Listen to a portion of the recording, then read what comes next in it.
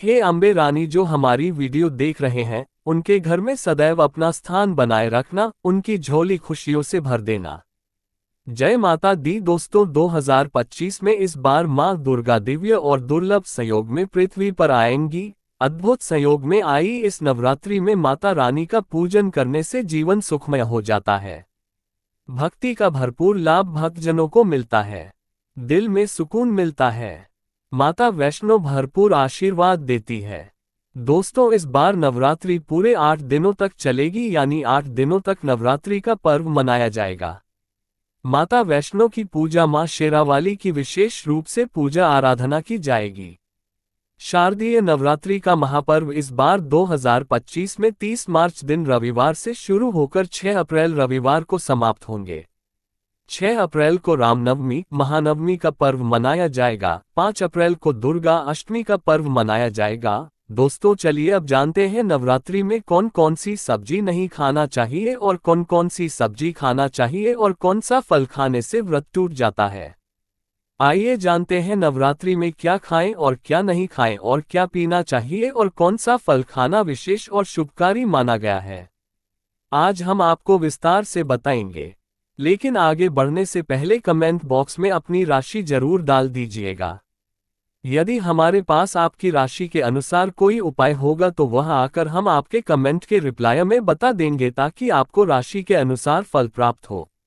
राशि के अनुसार किया गया कार्य बहुत ही शुभ माना जाता है। मैया वैष्णव रानी बहुत प्रसन्न होती है। कमेंट में लिखे, माता रानी आपका स्वागत है हमारे घर में, जय माता रानी। एक लाइक जरूर करें। वैष्णो रानी के लिए एक लायक तो बनता है। दोस्तों, शास्त्रों के अनुसार बताए गए व्रत चाहे किसी भी प्रकार के क्यों ना हो, उनसे जुड़े नियमों का पालन करना अति आवश्यक माना जाता है, क्योंकि जो मन के मुताबिक किया जाए वह संघर्ष नहीं कहलाता। कहा जाता है कि मनोकामना को पूर्ण करने के लिए थोड़ा सा संघर्ष यानी कि तपस्या तो करनी ही पड़ती है। इसीलिए ऐसी मान्यता है कि व्रत को पूर्ण विधि विधान से किया जाना चाहिए, तब आपको व्रत का पूर्ण लाभ फल प्राप्त होता है। अति उत्तम और शीघ्र दीर्घायु वरदान प्राप्त होता है। आपकी सभी मनोकामनाएं शीघ्र मैया रानी पूर्ण करती हैं।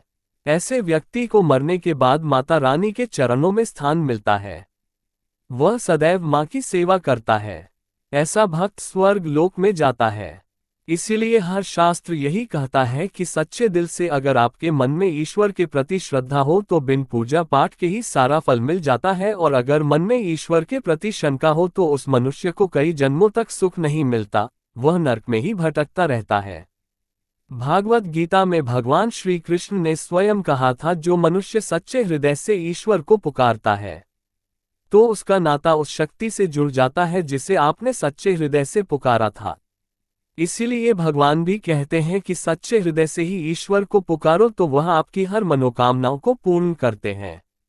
दोस्तों, कई लोग ऐसे हैं जो भगवान के सामने घंटों पूजा पाठ करते हैं तथा रोते हैं, फिर भी भगवान उनकी कभी नहीं सुनता। दरअसल जब आप सच्चे मन से ईश्वर को पुकारना ही नहीं है तो भला वो आपकी पुकार कैसे सुनेंगे। दोस्तों, ये तो थी वो बातें जो भक्त और भगवान के बीच की हैं।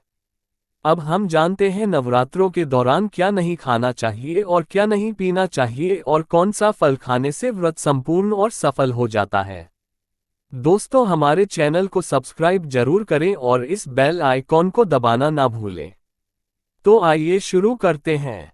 दोस्तों, चाहे मर जाना भूलकर भी नवरात्रि के दिनों में पानी पूरी कभी मत खाना, क्योंकि इस दिन कभी कभी बीच में शुक्रवार पड़ जाता है और शुक्रवार को मां संतोषी का बार कहा जाता है। माता संतोषी खट्टी चीज खाने वाले व्यक्ति से हमेशा क्रोधित रहती है, नाराज रहती है, क्योंकि नवरात्रों में माता संतोषी जागृत अवस्था में हो जाती है। माता संतोषी की शक्ति नवरात्रों में कई करोड़ गुना बढ़ जाती है। नवरात्रों में जब शुक्रवार पड़ जाए तो इमली नहीं खाना चाहिए। माता संतोषी रुष्ट हो सकती है, आपको दंड दे सकती है। नींबू नहीं खाना चाहिए। वैसे तो नवरात्रि के व्रत में नींबू खा लेना चाहिए, पर अगर शुक्रवार हो तो माता संतोषी के क्रोध से बचने के लिए नींबू नहीं खाना है। इस दिन नींबू का त्याग करना चाहिए। दोस्तों, पानी पूरी क्यों नहीं खाना चाहिए? क्योंकि उसमें लहसुन प्याज होता है और खट्टा भी होता है जो व्रत को भंग कर सकता है।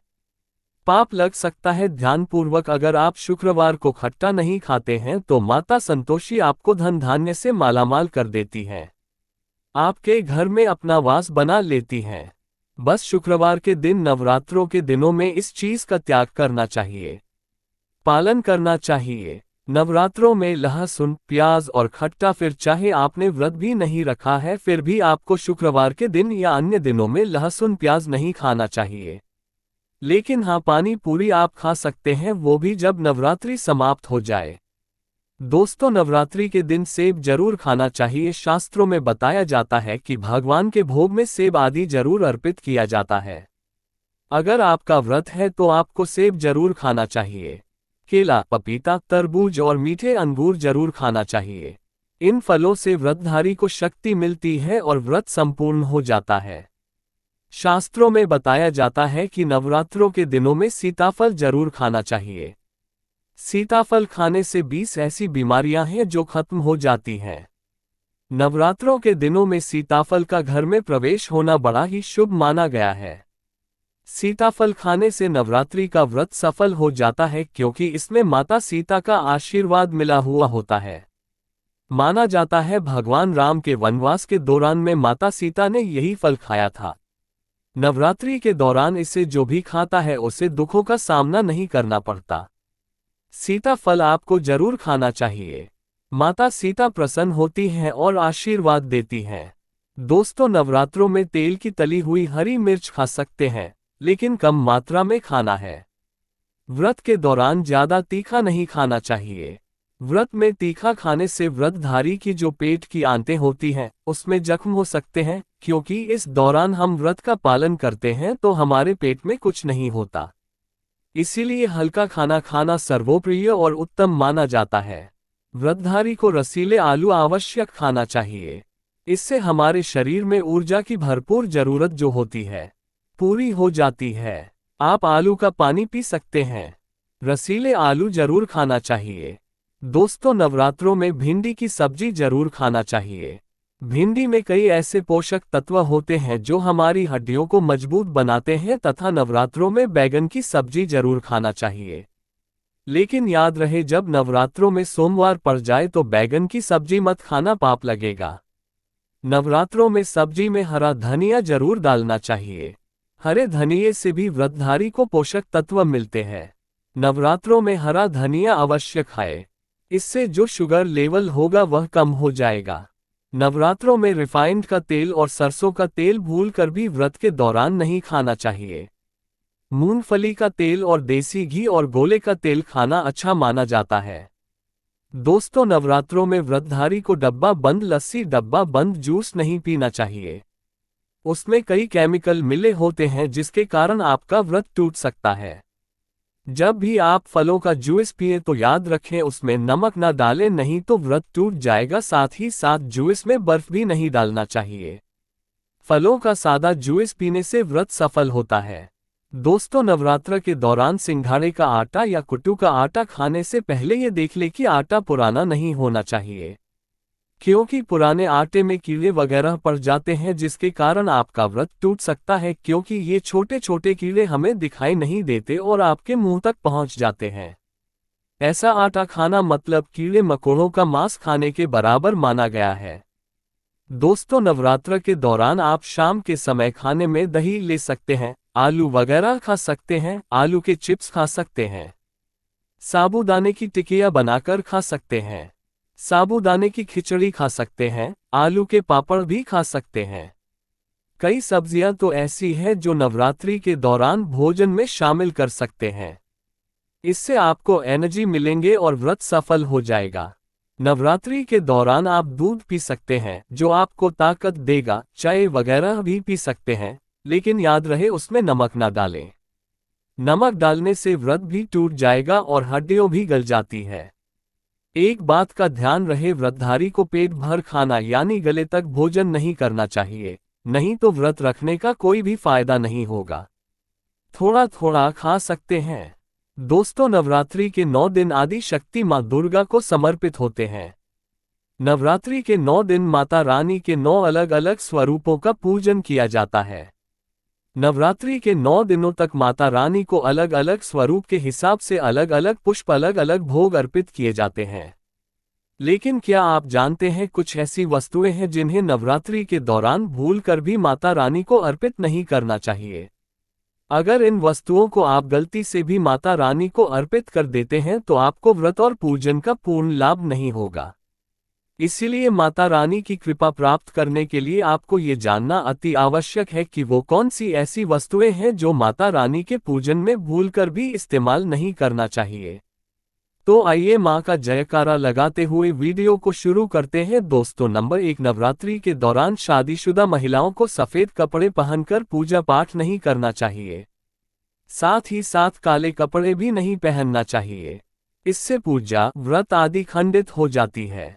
माता की चौकी जब आप लगाएं तो उसके नीचे कागज नहीं लगाना चाहिए। माता की चौकी हमेशा लाल कपड़ा बिछा कर ही बनाना चाहिए। हमेशा याद रहे, नवरात्रों के इन 9 दिनों तक व्रतधारी को अपना आसन मां की चौकी के आगे ही लगाना चाहिए और वहीं पर आपको सोना चाहिए। मंदिर को नवरात्रों के दौरान अकेला नहीं छोड़ा जाता, बहुत ही अशुभ माना जाता है। जरा आप ही सोचिए, माता रानी 9 दिनों के लिए धरती पर आकर आपके घर में रहने के लिए आए हैं और ऐसे में आप उन्हें अकेला अगर छोड़ते हैं तो माता भी आपको छोड़कर चली जाएंगी। वह कहेंगी इसको मेरी जरूरत नहीं है, वह अकेली पड़ जाती है, इसीलिए माता के पास में ही सोना चाहिए। दोस्तों, नंबर 2, नारियल। हिंदू धर्म में नारियल को समृद्धि, धन, श्रद्धा और सम्मान का सूचक माना जाता है। नारियल को श्रीफल भी कहा जाता है। नारियल को सुख समृद्धि में वृद्धि करने वाला माना जाता है। नारियल का हर मांगलिक कार्य में विशेष महत्व होता है। जैसे कि आप सभी जानते हैं कि माता रानी के कई मंदिरों में नारियल से बलि भी दी जाती है और माता रानी के पूजन में नारियल का इस्तेमाल हम सभी करते हैं। खासकर कलश की स्थापना नारियल रखकर ही की जाती है। माता रानी की पूजन में हम नारियल इस्तेमाल करते समय कुछ गलतियां कर बैठते हैं। दोस्तों, नारियल कई प्रकार के होते हैं, एक हरा, दूसरा सूखा जिसके अंदर पानी होता है। जिस नारियल के अंदर पानी होता है। माता रानी के पूजन में सदैव पानी वाला और जटा वाला नारियल ही इस्तेमाल करें। नारियल का पूर्ण होना चाहिए। नारियल चटका हुआ या टूटा हुआ नहीं होना चाहिए, क्योंकि साबुत नारियल ही पूर्ण और पवित्रता का प्रतीक होता है। साबुत नारियल ही सुख समृद्धि का प्रतीक होता है। साबुत नारियल को ही श्रीफल यानी कि मां लक्ष्मी का फल कहा जाता है। नवरात्रि में माता रानी के कलश की स्थापना करते समय जटा वाला यानी पानी वाला नारियल ही कलश पर स्थापित करना चाहिए। साथ ही यह ध्यान रखना चाहिए, नारियल को सदैव कलश के ऊपर लेटा कर रखना चाहिए। घट स्थापना करते समय कभी भी नारियल को खड़ा करके नहीं रखा जाता। नारियल को सदैव लिटाकर कलश के ऊपर रखा जाता है। साथ ही नारियल को स्थापित करने से पहले आप नारियल को लाल कपड़े में लपेटकर उस पर और फिर लाल चुनरी उड़ाकर आप नारियल को कलश के ऊपर स्थापित करें। शास्त्रों के अनुसार कलश के ऊपर जब सही तरीके से नारियल रखा जाता है और सही प्रकार का नारियल रखा जाता है तभी ही व्रत और पूजन का पूर्ण फल प्राप्त होता है। ये भी ध्यान रहे कि महिलाएं माता रानी को नारियल अर्पित तो कर सकती हैं, लेकिन कभी भी माता रानी के सामने नारियल को भूल कर भी ना तोड़े, क्योंकि नारियल बीज रूप होता है और स्त्रियां बीज रूप से ही शिशु को जन्म देती है, इसीलिए कभी भी महिलाओं को नारियल नहीं तोड़ना चाहिए। दोस्तों, नंबर 3, लौंग। लौंग हम सभी माता रानी के पूजन में इस्तेमाल करते हैं, लेकिन लौंग का इस्तेमाल करते समय एक बहुत बड़ी गलती कर बैठते हैं। हमेशा ध्यान रखना चाहिए कि माता रानी को सदैव फूल वाली लौंग ही अर्पित करना चाहिए। जिस लौंग के ऊपर फूल नहीं होता या फिर जिस लौंग के पीछे लकड़ी की डंडी होती, उसको आप माता रानी के पूजन में भूलकर भी इस्तेमाल ना करें। फूल वाले लौंग को ही पूर्ण माना जाता है और माता रानी की पूजन में कोई भी अपूर्ण वस्तु, कोई भी खराब वस्तु या टूटे हुए अक्षत इस्तेमाल नहीं करना चाहिए। इसीलिए सदैव माता रानी की पूजन में फूल वाली लौंग का ही इस्तेमाल करें। दोस्तों, नंबर 4, तुलसी के पत्ते अर्पित नहीं करने चाहिए। माँ दुर्गा के पूजन में तुलसी पत्र का इस्तेमाल करना वर्जित माना जाता है। तुलसी पत्र के अलावा आंवला भी माता रानी को अर्पित नहीं करना चाहिए और दुर्बा भी माता रानी को अर्पित नहीं करना चाहिए। दुर्बा भगवान श्री गणेश को अति प्रिय है। नवरात्रि में आप भगवान गणेश को दुर्बा अर्पित कर सकते हैं। भगवान विष्णु जी को तुलसी के पत्ते अवश्य अर्पित कर सकते हैं, लेकिन माता रानी को भूलकर भी तुलसी के पत्ते या दुर्बा अर्पित ना करें। माता रानी को सफेद फूल भी अर्पित ना करें। माता रानी को सदैव लाल रंग के फूल अर्पित करने चाहिए। लाल रंग के फूल माता रानी को अति प्रिय है, खासकर माता को गुड़हल और कमल के फूल अति प्रिय है। शास्त्रों में बताया जाता है कि घर में माता रानी की 2 या 3 मूर्तियां या फोटो नहीं होने चाहिए। इस बात का भी आप विशेष ध्यान रखें कि माता रानी के पूजन में कोई भी खंडित चीज इस्तेमाल ना करें, जैसे कि चटका हुआ या टूटा हुआ दीपक या फिर चटका हुआ कोई बर्तन। साथ ही ये भी ध्यान रहे कि लोहे की और प्लास्टिक के बर्तन आप माता रानी के पूजन में इस्तेमाल न करें, क्योंकि प्लास्टिक के चाइनीज बर्तन हड्डियों के पाउडर से मिलकर बनते हैं। ऐसा ना करें, ऐसे बर्तनों को माता रानी के पूजन से सदैव दूर रखें। माता रानी को जो पुष्प अर्पित कर रहे हैं उन्हें सूंघे नहीं, सूंघे हुए फूल या गिरे हुए फूल या फिर मुरझाए हुए फूल माता को अर्पित ना करें। दोस्तों, कमेंट बॉक्स में लिखे जय माता दी। जानकारी पसंद आए तो एक लाइक तो बनता है, आपका एक लाइक हमारे लिए बहुत ही कीमती है। मैया रानी के लिए एक लाइक तो बनता ही है।